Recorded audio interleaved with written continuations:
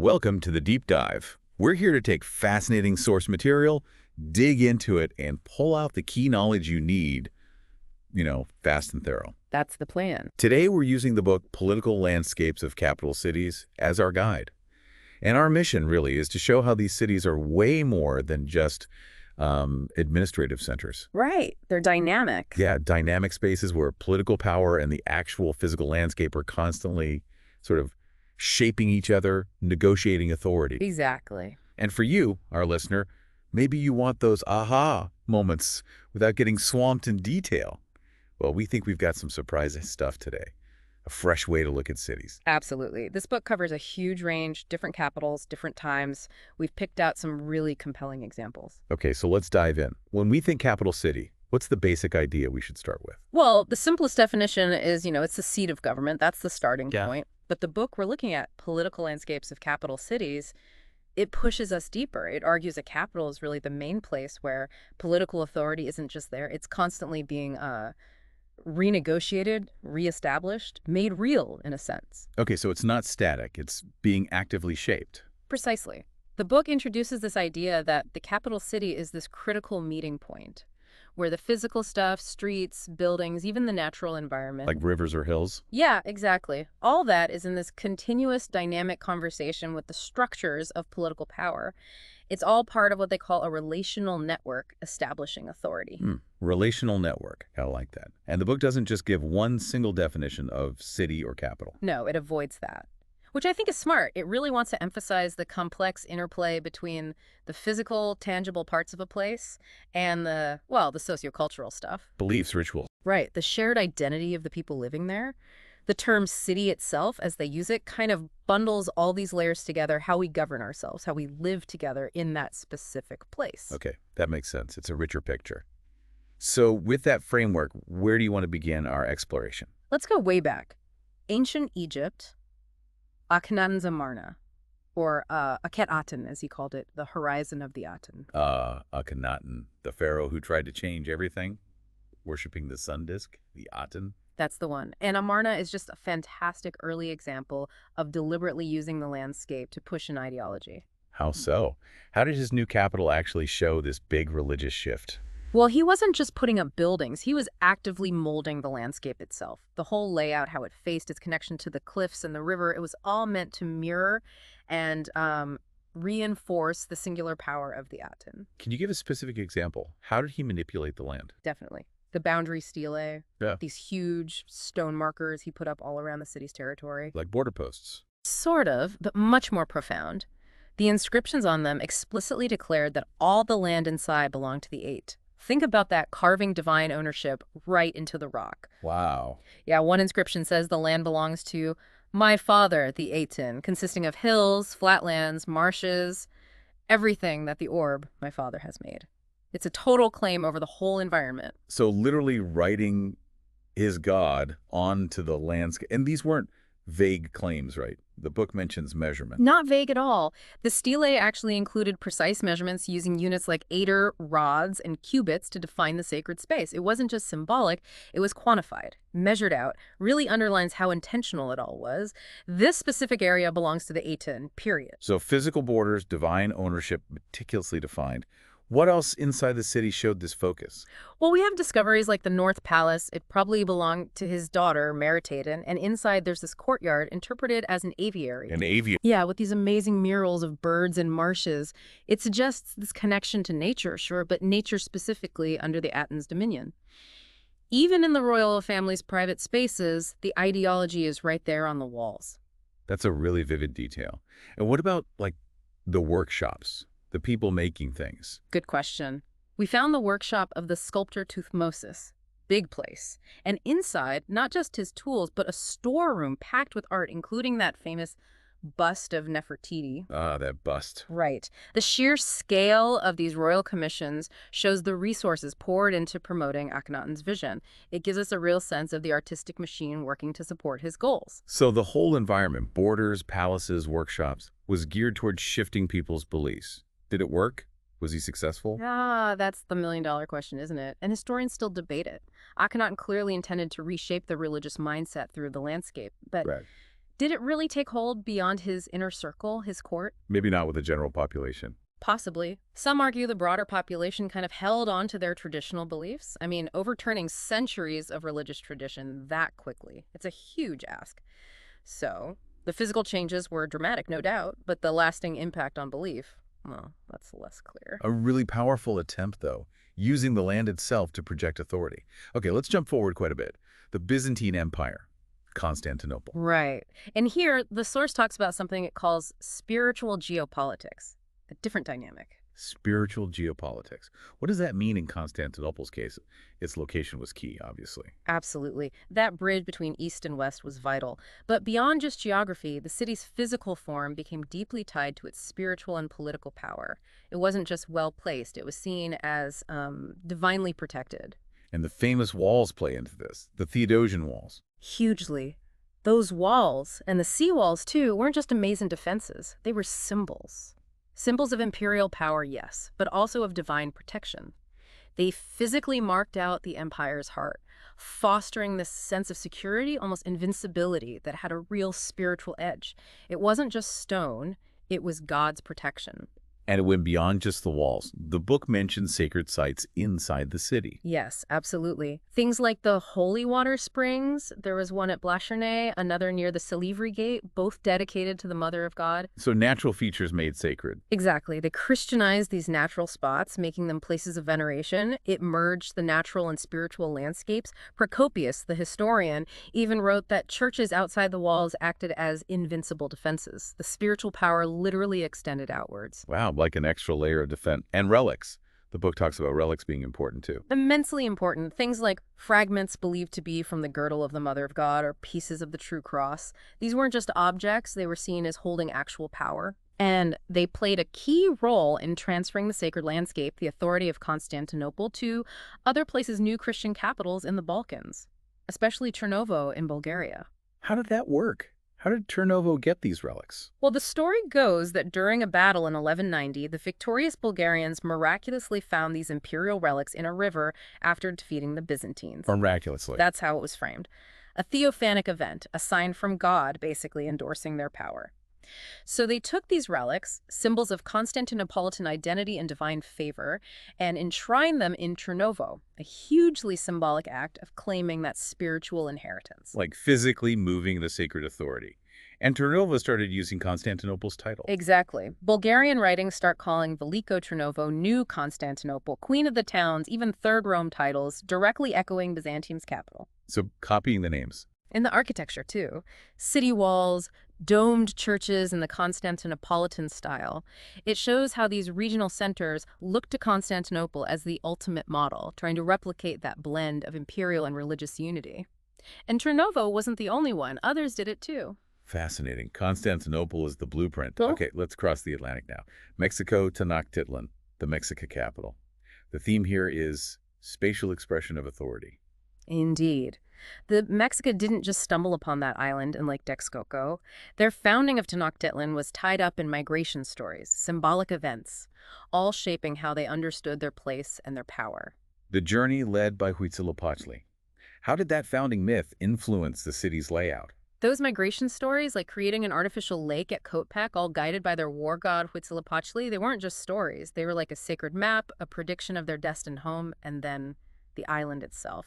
Turns out it was incredibly strategic. For trade. Yeah, trade, communication, it became the hub of the whole Valley of Mexico. So you had the sacred narrative and the practical advantages working together right from the start. Okay, so myth and practical strategy combined. And their early interactions with other groups. How did the city reflect that? Well, they were newcomers initially, so they had to be smart. They acted as mercenaries for the Tepanec, the big power at the time. Right. And Tenochtitlan started taking shape then.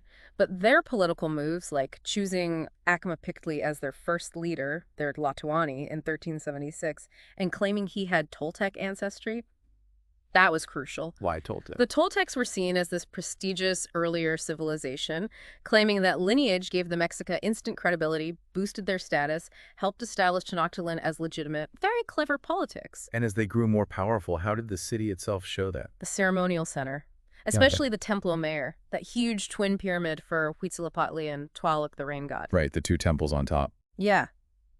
It visually screamed Mexica power.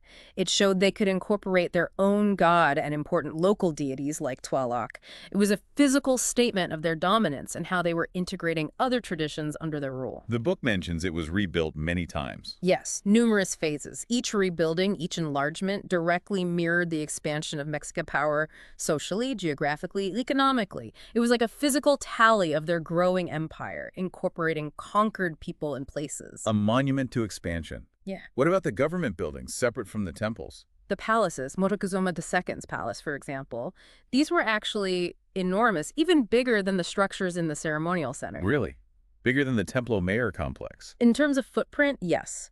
They were focused on secular stuff, government, administration. Hosting dignitaries in these vast halls was part of projecting power. The Mexica clearly saw a link between having huge spaces and showing off their prosperity and political growth. The architecture itself was part of their ambition.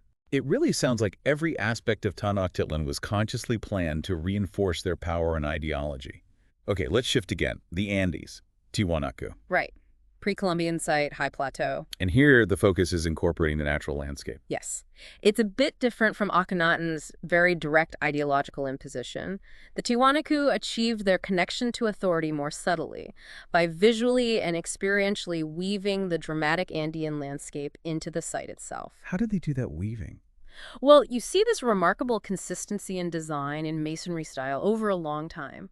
Structures like the Akopana Pyramid, the Kalasaya platform, the Putuni enclosure, they weren't just plonked down randomly. They're related to the surroundings. Exactly. Their orientations seem to align with things like solstices and equinoxes, maybe even prominent mountains nearby. They were linking their sacred spaces directly to the cosmos and the local topography. A more embedded connection, maybe. Less overt than Amarna. What about how they built things? Did that play a role? Absolutely. These guys were incredible engineers. They used fill and retaining walls really sophisticatedly to build stable platforms in a place with torrential rain. Practical necessity, but also a way to build with the land, not just on it. Their engineering allowed them to create these monumental forms that literally rose out of and interacted with that challenging environment. And the experience of being there. The book mentions a corridor framing a view. Yeah, that's fascinating. Between the Kalasasai and the Putuni, there's this corridor, and it seems deliberately oriented to frame a specific view, the Quimsichada mountain peak and the southern celestial pole. Like looking through a telescope built into the architecture. Kind of. It's an intentional manipulation of sightlines. It presents those specific landscape features as incredibly significant, embedding the natural and celestial worlds right into the experience of being in their capital. Very cool. Okay, staying in the Andes, but moving to the Inca. Yeah. Cusco. Here, it's about public and sacred spaces. Right. Cusco, the heart of the Inca Empire, the Tawantinsuyu, it had very clear distinctions. Big public plazas like Acapata and Cusipata. These were for ceremonies, administration, showing off imperial power. And the religious core. The Coricancha, Temple of the Sun. That was it, the religious epicenter. It had that classic Inca concha design, a courtyard surrounded by rooms, in this case, temples to different gods and natural forces. Right. And the Temple of the Sun itself faced west with this incredible curved wall of perfectly cut stone. That was its public face, a powerful symbol of Inca religious authority. The book also mentions Machu Picchu briefly and a rock. Yeah, the Usnu, or ceremonial rock. Yep. It's in a plaza outside the main part of Machu Picchu. They found lots of broken pottery nearby, drinking vessels, suggesting rituals, feasting, probably for workers or people who didn't live right inside Machu Picchu proper. The rock itself, carved with steps and platforms, likely served as a seat of authority, maybe an altar, connecting the community to the sacred landscape during these gatherings. Okay, let's travel east now. Ayutthaya and Bangkok in Siam, modern Thailand. Transferring sacred power seems key here. Definitely. Ayutthaya, the old capital, was brilliantly located where three rivers met. Great for trade, great farmland. And they built canals. Loads of them. For defense, for trade. It eventually became like an island fortress surrounded by water. But it fell, and then Bangkok became the capital. How did that happen? After Ayutthaya fell, Thonburi was the capital for a very short time. Then King Rama II had a really significant move across the river to Bangkok. And crucially, he didn't just start fresh. He deliberately set out to recreate Ayutthaya. Recreate it? How? By bringing over its traditions, its customs, and critically, its sacred objects, most famously, the Emerald Buddha. He had it moved to Bangkok. So physically moving these powerful symbols was the point, to Okay. legitimize Bangkok. Precisely. Dismantling these potent symbols from Ayutthaya and ritually reinstalling them in Bangkok was a clear signal. It said, this is the new center. The power, the sacred authority, the history, it lives here now. He was positioning Bangkok as the undisputed heart of Siam and the Theravada Buddhist world, a very deliberate transfer of power and sanctity. That's a clear example of objects carrying authority. Okay, let's head to Europe, southern Italy. Matera, the weight of history versus modernization. Matera is unique. Those Sassi, the cave dwellings, it's been an important place for centuries, politically, religiously, strategic location too. As a capital. A provincial capital, yeah, Yeah. and the seat of an archbishop. So it had real influence over the surrounding area for a long time. But things changed in the 20th century. Big time. It lost its regional capital status for a while, then got it back. But as the rest of Italy modernized rapidly, Matera's Sassi, well, the living conditions there became a stark contrast. Yeah. It caught the attention of scholars in the 1950s. There was this gap between the romantic idea of ancient cave dwellings and the harsh reality for the people living there. And this study group the book mentions. Right. A group of academics concerned about this metropolis of cave dwellers in modern Europe. They wanted to understand the culture, but also find ways to improve things for the residents, connect them to Italy's modernization. Did they succeed? Was it easy to bring change? Not really. It was challenging. The book suggests that despite good intentions, the deep-rooted social structures, the sheer complexity, the reforms were only partially successful. There was tension between progress and, well, resistance to change. History weighs heavy sometimes. Definitely sounds complex. All right, penultimate stop. Rome. Imperial legacy meets fascist ambition. Rome. So many layers of history, and Mussolini deliberately tapped into that. He wanted to link his fascist regime directly to the glory of the ancient Roman Empire. Exegeting and reframing the imperial fora was central to that. Those famous images of him among the ruins, it wasn't just archaeology then. Oh, not at all. He was strategically using these rediscovered monuments to build a visual bridge between ancient Rome and fascist Italy, and sometimes that meant demolishing a whole working-class neighborhoods that had grown up over the ruins. Wow, really reshaping the city for a political message. Exactly. It was about constructing a specific version of history for contemporary goals. Very calculated. How did they stage this? Through symbolic acts. Mussolini himself would say, inaugurate the demolition work around Augustus's mausoleum. Big photo ops amplified by state media. The narrative was, Mussolini is restoring Italy's imperial destiny. He is the modern Augustus. And how did the uncovered ruins themselves create this link? By isolating them, clearing space around them, they became these powerful standalone symbols in the modern city. It was meant to evoke a direct connection, ancient power, fascist power. They even tapped into religious sentiments associated with Rome, giving it all a kind of sacred, historical inevitability vibe. A really stark example of manipulating a city's past for present politics. Yeah. Okay, finally, Tehran, Iran, modernization and political expression. Tehran, a rapidly growing, modernizing capital. And the book highlights how visual stuff, murals, graffiti becomes a really potent way to express political messages, especially during upheavals. Like the 2009 election. The book has an image. What was happening visually then? Yeah, during that contested election, Tehran's walls just erupted. Graffiti saying, don't vote. Stencils of opposition candidates like Mousavi. These were immediate, raw expressions of public feeling, challenging the official story. And the government's reaction. They tried to erase it, fast, sending crews out to whitewash walls overnight. But in that context, the very act of writing anything unauthorized could be seen as rebellion. Even if the message wasn't explicitly political. Potentially, yeah. Its mere presence challenged control. The cycle of creation and erasure itself becomes a commentary on that struggle between expression and censorship in the urban landscape. Okay, so we've covered a lot of ground, a lot of different cities and times. Let's try and pull the main threads together. What are the big takeaways from political landscapes of capital cities that you think our listeners should really remember? Well, the absolute core idea is that capital cities are these vital places where political authority is constantly being worked out, negotiated, and it happens through the physical space, how it's shaped, how it's used, how it's interpreted. And we've seen so many different ways that happens. Big buildings, yes, but also sacred springs, boundary stones, moving relics. Exactly. Grand projects, symbolic acts, incorporating nature. Cultures use diverse strategies. It's not one size fits all. The book also mentions spatial metonyms. What was that again? Oh, right. Think of like shorthand. Certain key structures or places start to stand for the whole city and its political project. The Temple Mayor comes to mean Tenochtitlan and Mexican power. The imperial forests signify Roman, and then fascist, might. They become powerful symbols, proxies for the whole deal. Got it, like landmarks becoming icons of power. And these physical changes can also affect social divisions. Yeah, the book touches on that too.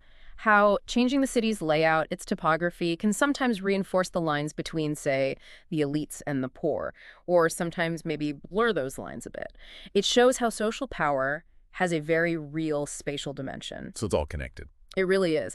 Ultimately, the book argues political authority is this socially constructed thing layered over time, and societies reproduce their values and power structures in the landscape, often through rituals and symbols. The city becomes a physical manifestation of that ongoing process. So bottom line, capital cities are like these incredibly dynamic stages where the stories of power are written, erased, rewritten right into the streets, the buildings, the very fabric of the place. Well put. It definitely makes you look at cities differently. Think about the capitals, maybe London or DC or Ottawa or wherever you are. How does its layout, its big landmarks, its setting reflect its political story? And that leads to a final thought, maybe a provocation for you, the listener. In this world that feels increasingly digital, maybe even placeless, how are capital cities coping?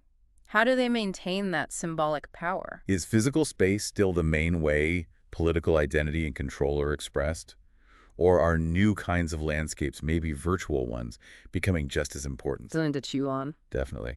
Well, if this deep dive has sparked your interest, we really recommend checking out the book, Political Landscapes of Capital Cities, or maybe just exploring the history of your own capital. There's so much more there. For sure. Thanks for joining us on the deep dive. We'll catch you next time.